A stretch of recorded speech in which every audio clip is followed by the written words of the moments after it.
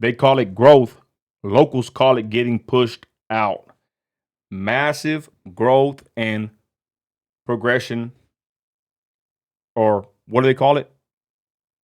Sustainable growth or Yeah. sustainable development is what they like to use. Either way, little towns like ours are experiencing this phenomenon, and people are getting pushed out.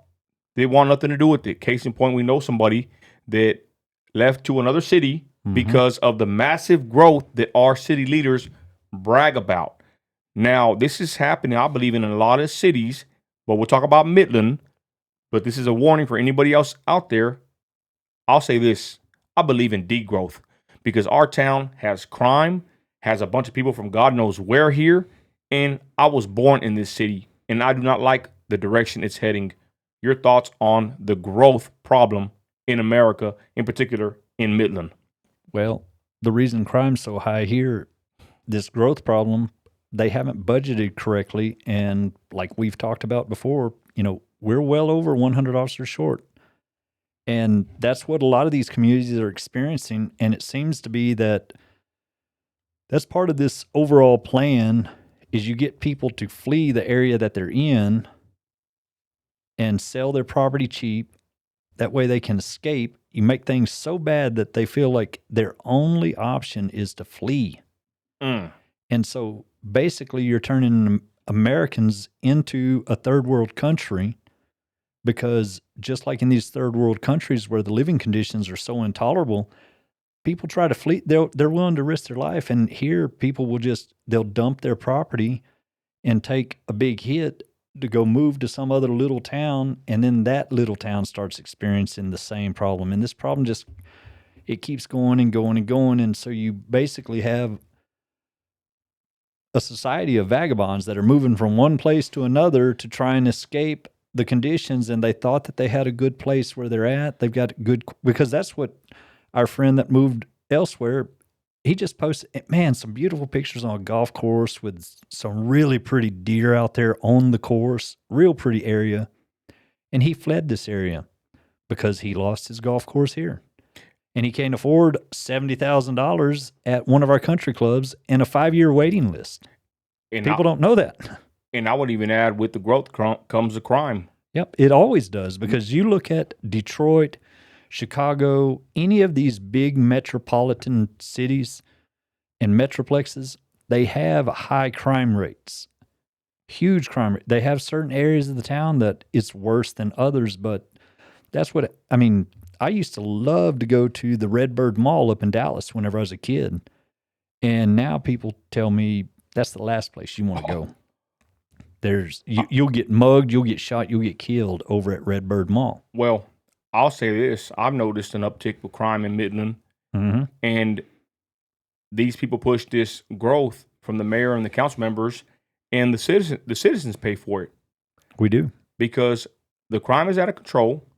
The police, we don't have enough police. We're short about 100 minimum, if not more. Yeah, you did a story last week of somebody who waited 2 hours after their trailer got broken into, had the door kicked in. They had to wait 2 hours to get somebody to come out and take a report. And that's not even the half of it. There was somebody that their son got threatened with the pistol at the mall for his shoes. Oh, I remember that. And then you had the guy over in Odessa, that young man who got beat up, and then he ended up getting suspended from school. You've covered a lot of stuff, Nino. Mm-hmm. Yeah, but the point is, people can say that it's just the heart of man is wicked and evil. I agree. But I'm saying that when a city is focused on growing, there's a lot of problems that get looked past. And me being a lifelong Midlander, and this is for anybody out there watching, if you're in the city, go get involved in your city council meetings and find out who your mayor is and your district representative. But the point is, these people want to keep spending, keep growing, and with this growth comes a bunch of problems. And that's the problem I have with this growth mentality, this progress, despite the fact that citizens are getting the short end of the stick. You know what this mentality is like? It's like the person, you talk about welfare queens and these people who have multiple baby daddies or multiple baby mamas, and they're out there just producing kids to get the child income tax credit. And they've got more kids than they can afford a house for and afford rooms for and everything else. And they start having all kinds of problems at home. And that's the same type of mentality that it seems government has, is we've got to grow at any cost. And if that means neglecting certain things over here, then so be it. Growth. So we don't care about roads. You have crumbling roads. You have cities all over the country, because we've just seen somebody who was arrested in Trinidad, Texas, for posting about how bad the water is. And so they've got crumbling infrastructure over in Trinidad, and we're arresting people for that. And then another, I believe his name is Otto the Watchdog, he got arrested because he went up there with a expletive sign that said F bad police, because he considered the police that arrested the lady, I believe her name was Jennifer Combs, he considered them bad police for arresting her over a post. They keep trying to use our laws and twist them to say that people who are speaking out on these things are doing something criminal. They're trying to criminalize free speech, and they're trying to get creative, because you had over in Hood County a veteran, I believe he's a Navy veteran himself. I think his last name is Cottinger. I can't remember his first name. But he got arrested for sharing a meme. He didn't create the meme, but he got arrested for it. And you know, it's kind of weird. My wife says that she's like afraid this will happen to me because the memes I made or I've shared of the mayor and the council members. Oh, yeah. I wouldn't doubt it. I mean, I'm surprised that they haven't tried, unless, the people that we know are watching what you post, unless they're seeing some of the things posted about these other people and how quick, because those charges got dismissed real quick. Thank God. But there's already, I believe, 5 different civil rights lawsuits filed against Trinidad in less than a week over that incident. And the reason that all ties in with what we're talking about with growth is because their infrastructure is crumbling, because money's not being managed properly. And we're putting the cart before the horse. We're not sitting there looking at it in the sense of, we've got to manage this growth, and we have to put off some of this discretionary spending, just like you do in your home. You may say, we can't go on vacation this year, dear. We don't have the money because we had to replace the hot water heater, and then we had a slab leak underneath the house, and that cost a bunch of money, and then the injectors went out in my truck.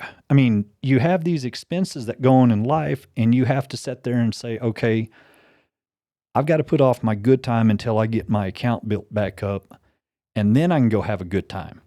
And yet these city leaders, they don't look at things, in all of these things that we talk about. Each and every one of us deal with these things in our personal lives, and we're supposed to take that same attitude when we get elected to a position. We're supposed to be thinking about everybody, not just the good times and how this is going to be. We have to be fiscally responsible with our money. And that's the point. They don't plan for a downturn. Nope. So as we wind down this segment on growth, the thing is this: a city that was built by the citizens, it belongs to the citizens. And I feel our leaders have done a horrible job.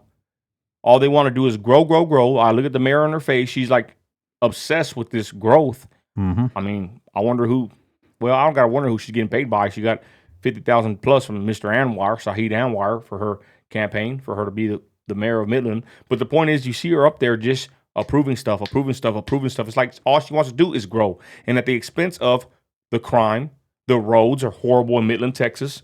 With that, final words, Derek, go ahead. It's not just her. Look at how often it's 7-0. Everybody's right there in lockstep with what and they won't stand up to her. They won't sit there and say anything about, hey, we need to slow down, or no, or let's do this. I mean, they don't say, hang on, let's go back through the budget. Let's look at things.